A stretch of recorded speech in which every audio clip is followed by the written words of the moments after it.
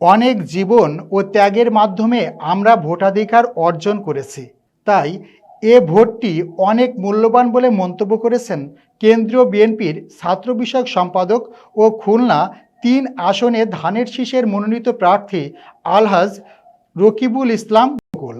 প্রতিনিধি কাজী আতিক জানান, আগামী ১২ তারিখে সঠিকভাবে ভোট দিতে না পারলে আবারও আমাদের নতুন বাংলাদেশ বিনির্মাণ পিছিয়ে যাবে। এ অঞ্চলের মানুষের আশা ভরসা বন্ধ, পাটকল চালুর পথ রুদ্ধ হবার সম্ভাবনা দেখা দিবে। বুধবার বিকেলে খুলনার খালিশপুর বাস্তহারা কলোনি এলাকাবাসীর আয়োজনে গণতান্ত্রিক আন্দোলনের আপসীন নেত্রী সাবেক প্রধানমন্ত্রী ও বিএনপির চেয়ারপারসন বেগম খালেদা জিয়ার মৃত্যুতে নাগরিক স্মরণসভায় প্রধান অতিথির বক্তৃতায় এ কথা বলেন আলহাজ রকিবুল ইসলাম বকুল।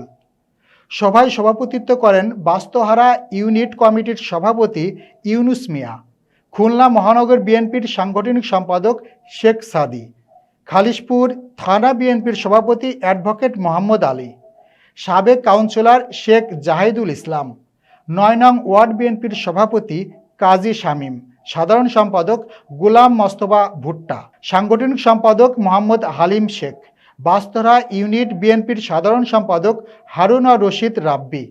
আলোচনা শেষে মরহুম খালেদা জিয়ার রুহের মাগফিরাত কামনায় দোয়া করা হয়।